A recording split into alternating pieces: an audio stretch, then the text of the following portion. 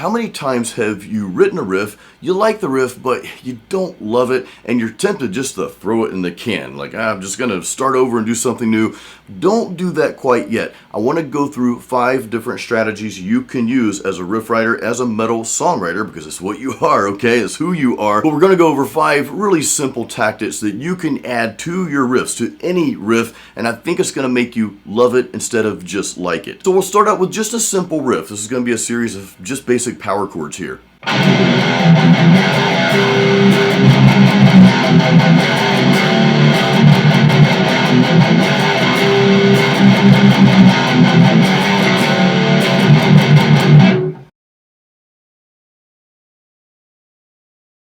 Alright, not a bad riff. I mean, that could be a verse, a chorus, intro, whatever you want it to be. But maybe you've written a riff kind of like that, but you want something a little more. Now, we're not going to drastically change it, okay? This first strategy, we're not really going to change much of anything. It's actually going to sound almost the same. There's one little thing that we're going to throw in here, though. Just listen closely for it.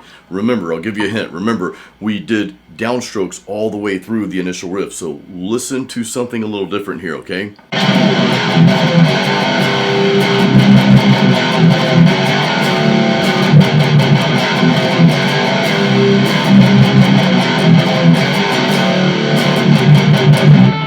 Did you hear the change there? So all we did, again, we kept the same format, we kept the same pattern. All we did was just change up the picking strategy just barely. So instead of all downstrokes, we threw a little sneaky little alternate pick in there. We did this.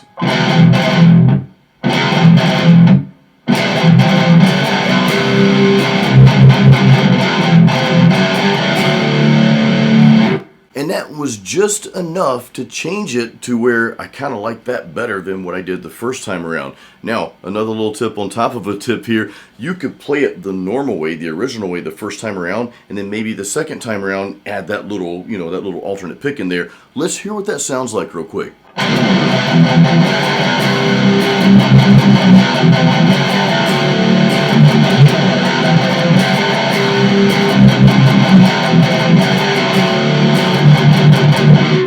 Now, you could go on with that strategy there, and you could add it to other parts of that riff as well, kind of like this.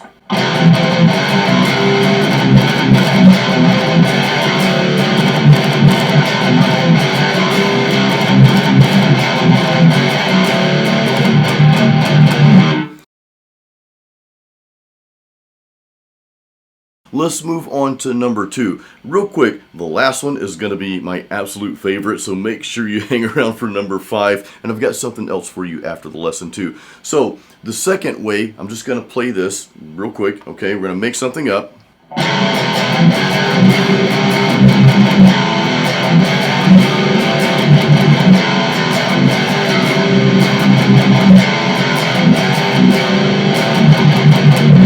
Now you notice some little changes there, some little changes in the character and the texture, if you will, okay? All we did that time around was we just changed the note, the second note of each power chord, or most of the power chords. So instead of playing, I'm on a 7-string in standard tuning, by the way, so instead of playing that E power chord, okay, instead of playing this, we played those 2 strings open, then I came down on that 2nd fret.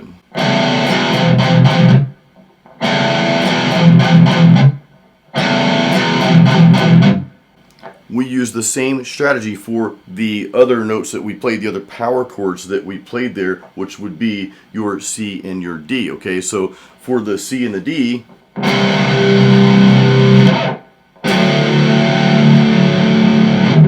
we played this instead.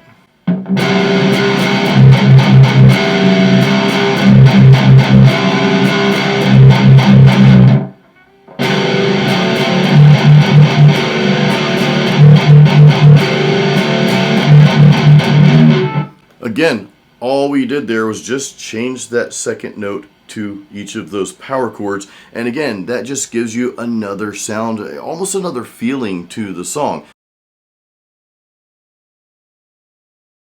So let's move on to the third strategy, okay? I'm going to just play it and then we'll talk about it.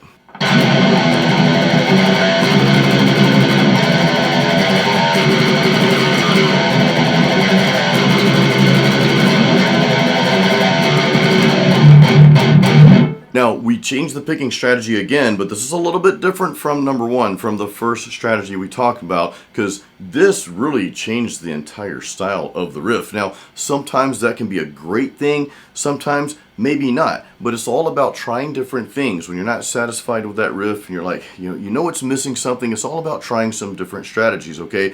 What we did here, we just went full on single note alternate picking. So we turned, I guess, what you would call just a modern heavy metal song, or even like melodic heavy metal song, into a death metal song. We turned it into like a melodic death metal song, right? And we just alternate picked those single notes there with a light palm mute, okay? So instead of, we did this.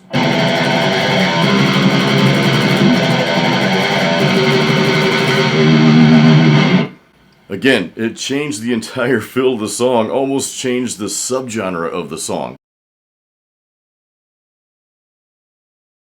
Number 4, I'm going to play it and then we'll chat about it.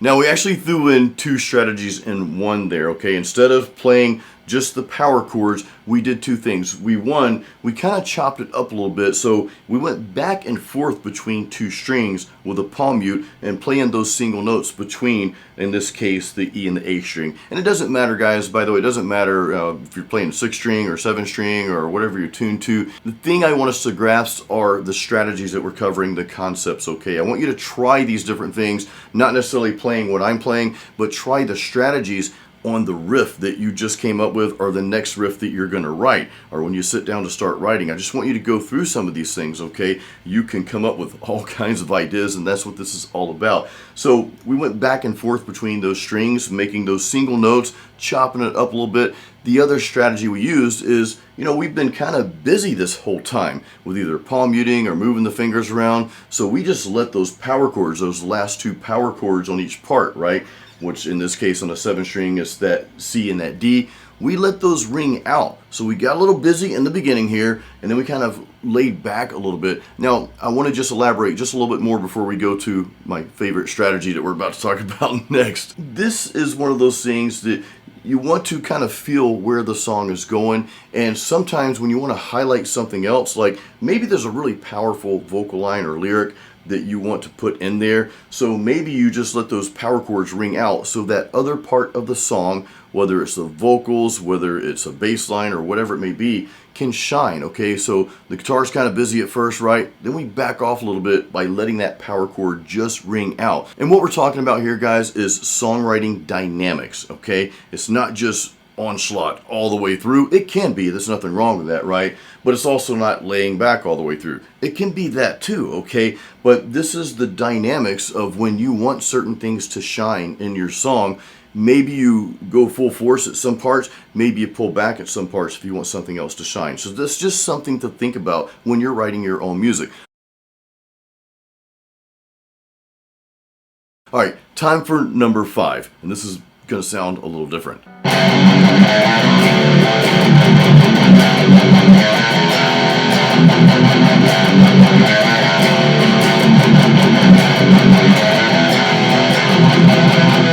All right, we did what's called a modulation there. We just modulated, which in this case, we just went up a whole step, okay?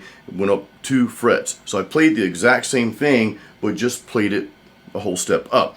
Now, this is a really cool strategy when you love the riff that you wrote, but you want something a little bit more exciting. You want to kind of just, put some gas on the fire there. Well, modulate. Or in other words, just play it in a different place on the fretboard and see what that sounds like. The cool thing about this strategy is that you're not going to quite play it the same. Like in the first part, I played the power chords for those second 2.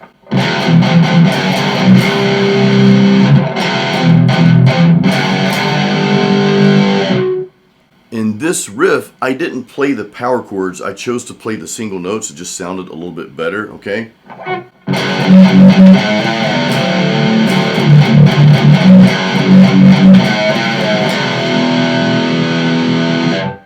You could play the power chords.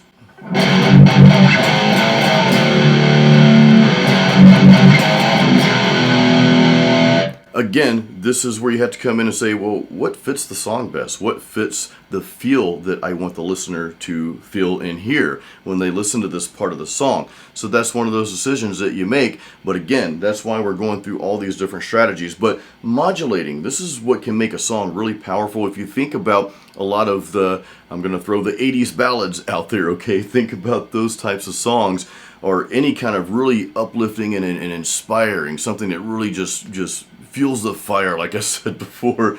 It's usually because of the modulation. They go up, okay? And it can work in metal. It could work in death metal or whatever subgenre you're writing. So guys, I hope these tips helped you. Leave a comment if they did. Real quick, I got two things for you before you go.